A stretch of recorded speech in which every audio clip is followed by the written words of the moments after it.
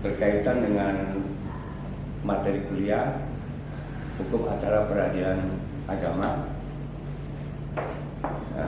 Kita akan membahas terkait dengan masalah kedudukan pengadilan agama di Indonesia. Kalau bicara pengadilan agama, pengadilan saja dulu, pengadilan, apa yang terpikirkan oleh kita di benak kita kalau pengadilan? Nah, kalau pengadilan apa kita lebih cenderung ke lembaga, ya kan, lembaganya. Nah, karena ada pengadilan agama, pengadilan negeri, ya kan, umum kan, pengadilan tata usaha negara, terus apalagi pengadilan militer, gitu kan. Nah, itu kesemuanya pengadilan tingkat pertama yang di bawah naungan daripada mahkamah. Proses apa artinya? Tata cara bagaimana mempertahankan hukum materi Islam. Benar, hukum materi Islam. Kalau kita bicara hukum materi Islam ada di mana? Untuk perkawinan, misalnya perceraian. Di mana? Di Undang-Undang Nomor 1 kan, sekarang jadi kan Undang-Undang tentang perkawinan. Nah, peradilan agama ini mempunyai tugas dan wewenang. Apa tugas daripada peradilan agama mempunyai kewenangan itu? Hibah, infak, sedekah, apalagi itu?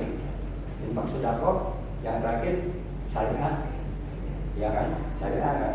Nah, kalau syariah itu terkait dengan, kalau syariah itu bukan hanya orang yang tidak bisa, karena sifatnya bersifat umum, ada khusus itu kan, ada umum, ada khusus. Karena terkait dengan contoh syariah itu, kita pinjam di bank syariah. Karena ketentuannya di bank beda dengan bank umum gitu. Kalau syariah itu ada ketentuan, kalau syariah itu lebih cenderung, kalau bicara syariah itu kelihatannya tidak ada bunga. Dalam prakteknya ini kreditnya macet, gitu kan.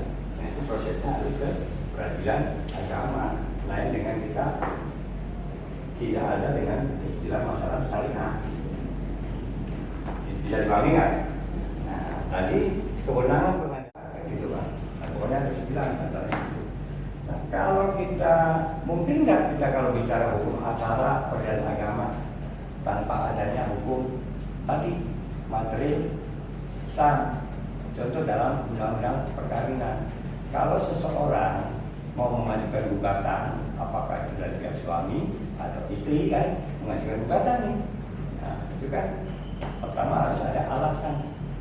Alasannya itu apa? Nah, alasannya itu tidak kita cerita. Contoh misalnya ada KDRT, itu ada ketentuannya.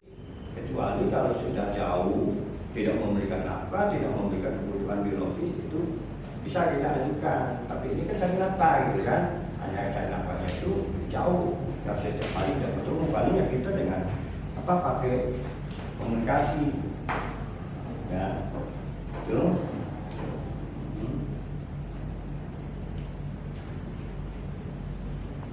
Nah, terkait dengan kedudukan pengadilan agama di Indonesia, itu adalah salah satu kekuasaan kehakiman yang berada di bawah Mahkamah Agung. Dulu kan terpisah. Nah, sekarang disejajarkan di bawah Mahkamah Agung itu kan, dan itu sejajar dengan peradilan yang tadi itu umum tingkat pertama.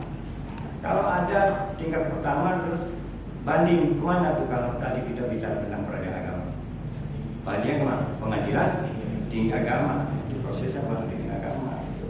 Nah, tadi terkait masalah yang tadi itu, kalau kita untuk orang Islam, itu agama Islam gitu kan. Nah, peradilan agama kan prosesnya ada formil, ada material, ya kan.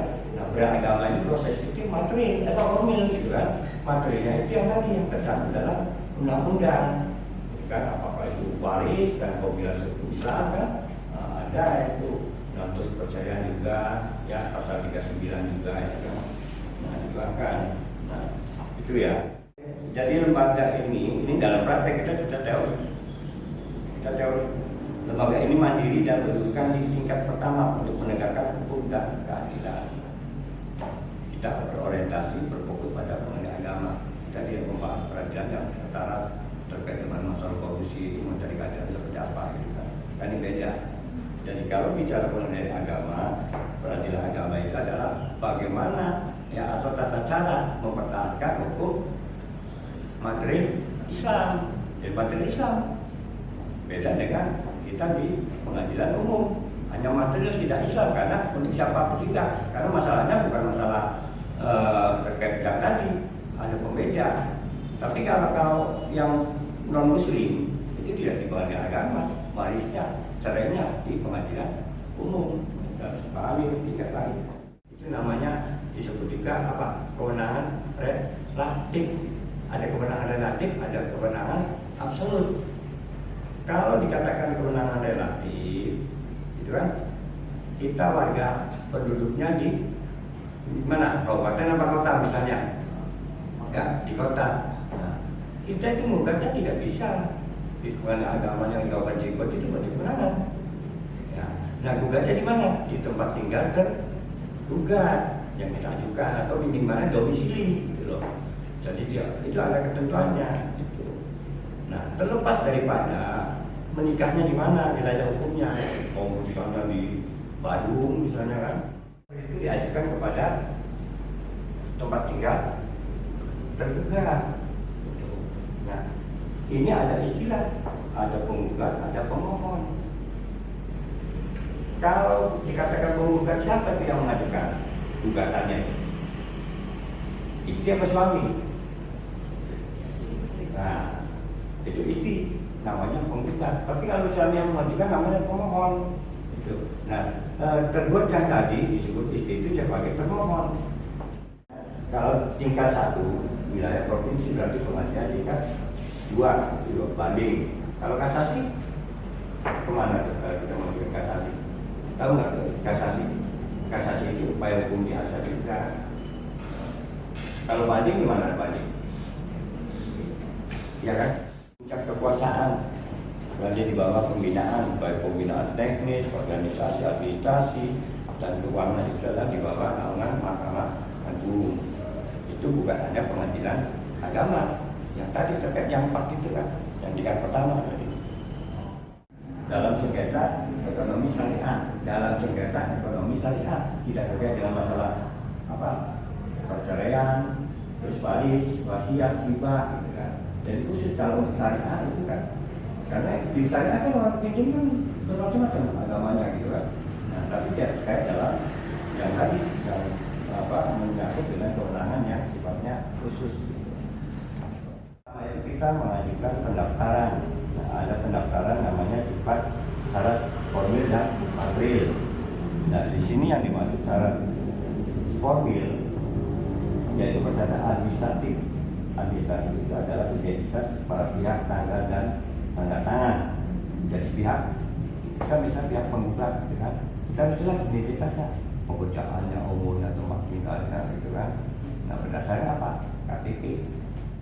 Itu kalau posisi itu alasan-alasan kejadian peristiwa fakta dan terjadi contoh misalnya dianiaya, ya tidak diberikan nafkah, terus apa lagi itu barangkali kayak apa yang nuyus itu seorang perempuan yang membangkang itu kan, membangkang itu bisa tidak merasakan agama sesuai dengan keyakinan dari suami gitu kan, bisa meninggalkan suami yang tidak ada izin gitu kan, itu di antara seperti itu nuyus namanya membangkang gitu kan. Mut'ah, idah, ada mut'ah idah, kalau punya anak ya ada anak gitu kan. Nah terus bukan itu, apalagi kalau seandainya apa uang apa itu yang setiap bulan kewajiban mesti harus dilaksanakan, tapi tidak dilaksanakan itu berbulan berapa? Apa namanya? Madhiyah, apa yang tertunda gitu. Nah, jadi nanti ya ini buat pegangan ilmu. Jadi kasihan karena ketidakmengertian seorang istri hanya bicara dan cerai, padahal dia itu ada hak yang harus dituntut. Beda dengan masalah suami. Ini syarat formil, tata cara administratif bahwa berfokus pada kaidah aturan tata cara yang harus dipenuhi dalam surat gugatan. Jadi ada di antaranya tata tertib berfokus pada kaidah aturan syarat formilnya. Jadi kalau misalnya contohnya apa tuh yang ngajuin siapa? Kira-kira suami atau istri? Nah, yang ngajuin istri jika harus ada syarat formil harus jelas Kalau kita memuasakan, ya berarti kuasa hukumnya yang mengajukan berdasarkan kuasa yang mewakili daripada pihak baik penggugat atau tergugat. Ya, diajukannya ke pengadilan umum, pengadilan negeri. Itu kewenangan absolut. Kalau tidak punya kewenangan, pengadilan negeri harus diajukan ke pengadilan agama bagi orang yang beragama Islam. Ada istilahnya dengan azas personalitas keislaman. Masih ingat nggak personalitas keislaman apa? Personalitas. Jadi bagi orang yang Islam, yang beragama Islam, personalitas kan sama individu, gitu kan? Personalitas Islam itu artinya berlaku bagi orang-orang yang beragama Islam.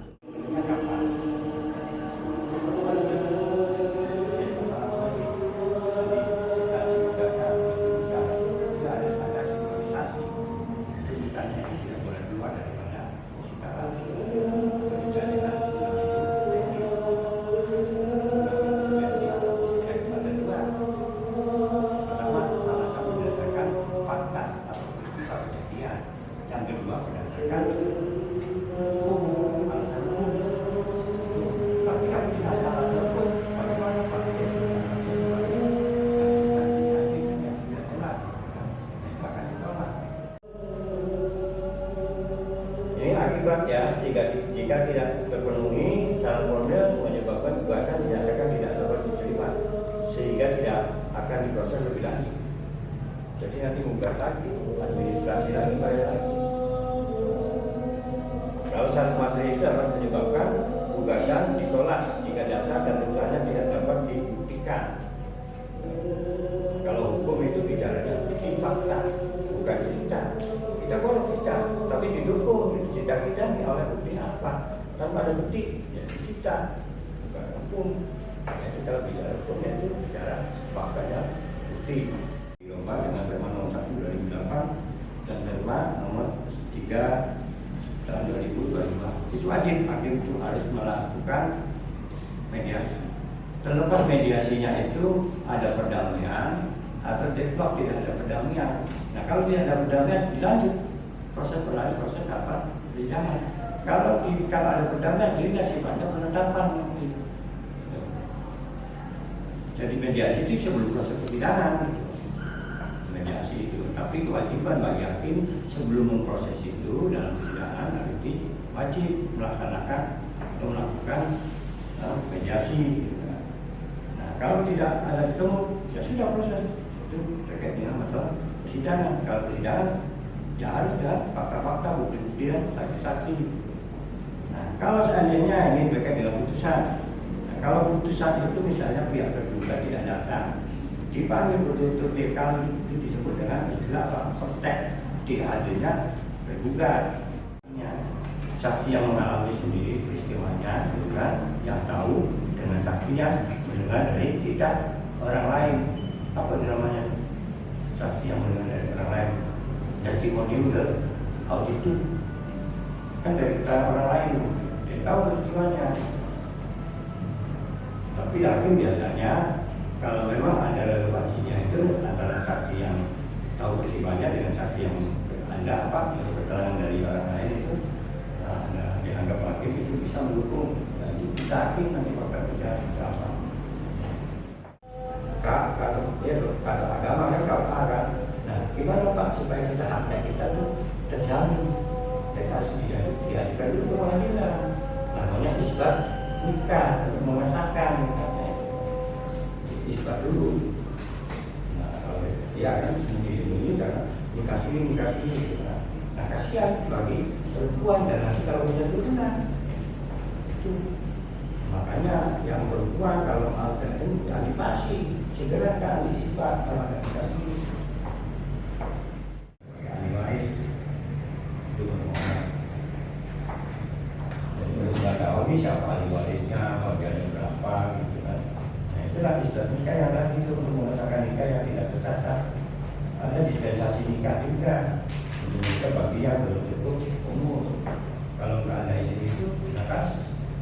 Ya, undang-undang perlindungan anak. Dan kalian itu buat lokal, barangkali ada orang minta tolong, ada permasalahan kan.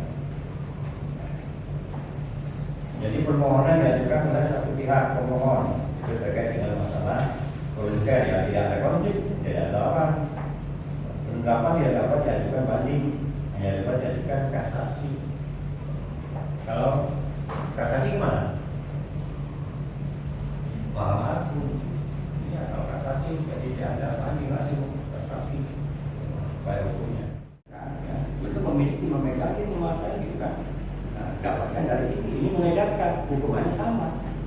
Nah, tapi alhamdulillah, begitu di banding dibuatkan kasasi dibatalkan. Satu. Jadi kita juga nanti jangan terkecoh. Benar. Dan di sana kan ada menguasai dengan itu kan. Sama benar. Ini menguasai dari saya gitu kan. Nah itu harus dilihat dari mana. Ini pasal-pasal mengedarkan, mengedarkan. Terus ada ID hukum gitu kan. Nah, pengajuan gugatan, pemeriksaan pengadilan, pemberian putusan, alasan ketidak berukunan. Biasanya rumah tangga-tangganya sudah tidak bisa dipertahankan lagi. Tapi apa alasan untuk tidak bisa dipertahankan lagi? Karena saya ada percekcokan, ya kan? Percekcokan, perselisihan. Ada sebabnya lagi. Kenapa bisa cekcok? Bisa ada pertikaian. Ya itu karena KDRT, karena apa? Cemburu ya, bahasa singgung kan. Terus apa lagi? Tidak memberikan nafkah. Itu alasan ekonomi. Tuh, tentang perbankan kita. Nah di sini itu diilustrasikan bahwa nasabah bank syariah itu melalui putusan membayar cicilan kredit macet lah dengan pembayaran rumah. Nah ini tidak melalui BTN, melalui bank syariah. Analisis apa di bawah umur secara psikologis ya lebih dekat kemana?